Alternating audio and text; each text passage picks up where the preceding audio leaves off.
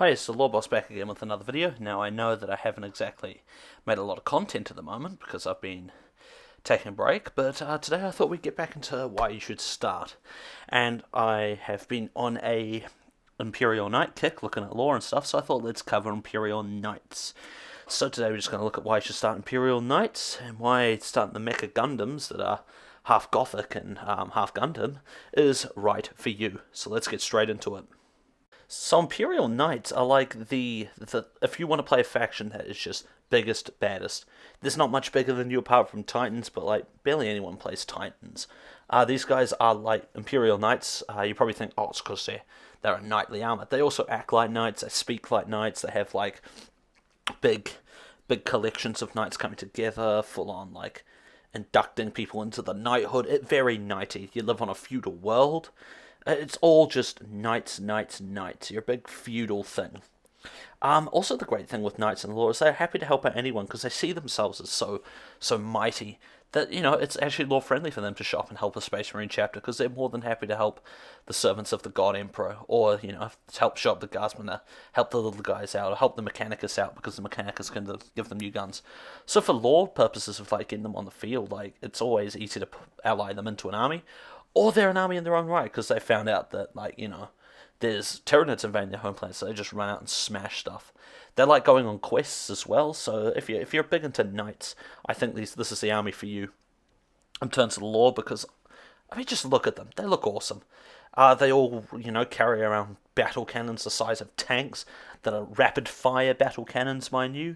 Also giant chain swords, giant gauntlets that can rip parts of tanks out and throw it at people. They're all just real cool. They've got a giant melter cannon. Just whatever gun you can think of that's mounted on a tank, make the gun the size of a tank. I'm talking 40k tanks, by the way. And that's like the guns and what they're armed with usually.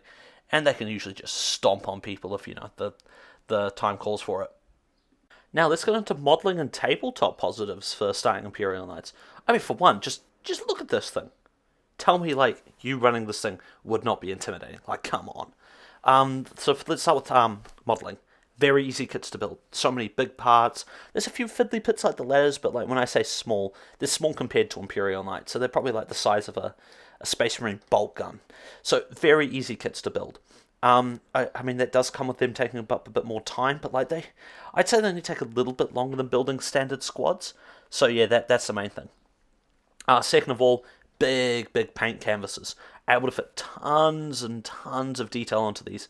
Canvases are about the size of maybe a dreadnought shoulder pad, maybe even bigger, and you can fit so much freehand. Like if you can see on this one in the image here, just look at all that freehanding. It just looks awesome. They take all paint well. They're not too hard to paint up, and you can paint them in any color because they're knights, and knights had their own like I don't know what it's called, but like with their own symbols and things like that. Look at me talking about Imperial Knights and I don't even know what it's called. And for tabletop positives, let's get into those. I mean, you're running Knights. You are the strongest of the strong. You will stomp on most, if not all, things in the game. Yeah, like your battle cannon has 2d6 shots that are like able to wound Marines on 2s on a 6-sided dice. Like, come on, that's just insane. Your chain fist sword does about 6 damage a hit, so you just walk up to anything and they die. You are probably, hands down, the most killy army in the game. And with as I said in the lore positives, they are actually very easy to ally into other forces. So just say you have an Imperial Guard force, you can chuck a knight or two in there. And they're not hard to make on themselves either. You just have a couple of the little ones and a couple big ones. That's an army. And that is actually quite price effective because you only need to buy 4 kits.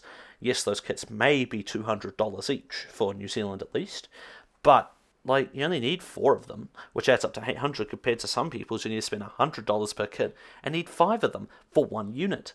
So you can see why, yes, they're expensive by themselves, but adding up, they're probably on the same level of like how cheap they are, like the Custodes.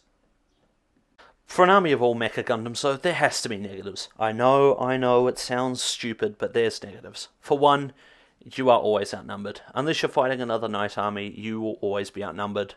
And that's mainly for the table. This is tabletops. This is, I know, out of schedule, but, you know, whatever.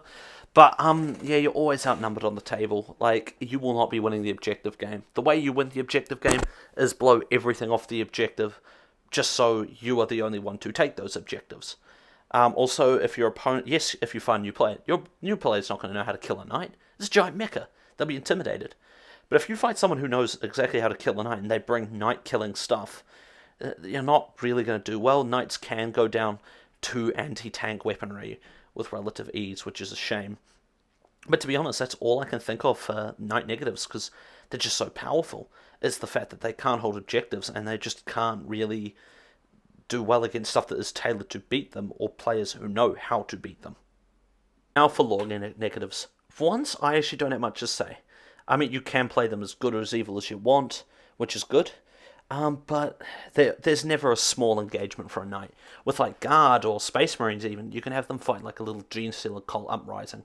But for Imperial Knights, you're fighting the biggest battles. You're at the epicenter of everything.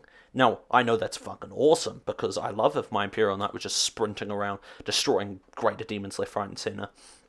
But sometimes I just like a little like detective story. Like, that's why I love Eisenhorn so much. It's not on such a grand scale. Or like, you're always fighting the biggest threats. Also, knights do tend to get wiped out quite a bit. Not as much as like guardsmen, but it is quite common to see Imperial Knight households just get wiped from the face of the earth. That does create some really cool characters like Canis Rex, who's a Freeblade. But just don't expect to be in the center of all the little skirmishes, like little ship clearing. And the other thing I find, if you're not into knights, don't start Imperial Knights. They talk like knights, and they sound like knights. They're just all very knighty. And if knights aren't your thing, I mean, you could modify and make them like a samurai knight, but that would take a lot of converting. But yeah, for once, I don't have many negatives to say about on the lore front for Imperial Knights. It might be just a bias, but still.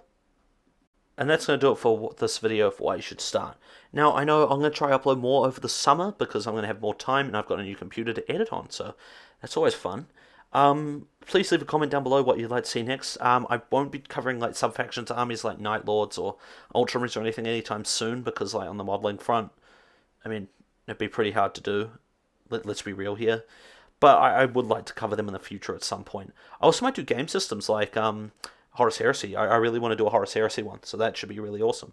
But I don't want to waste any more time. You've viewed the video enough, so I'll say peace out, and I will see you guys in the next video. Have a great day.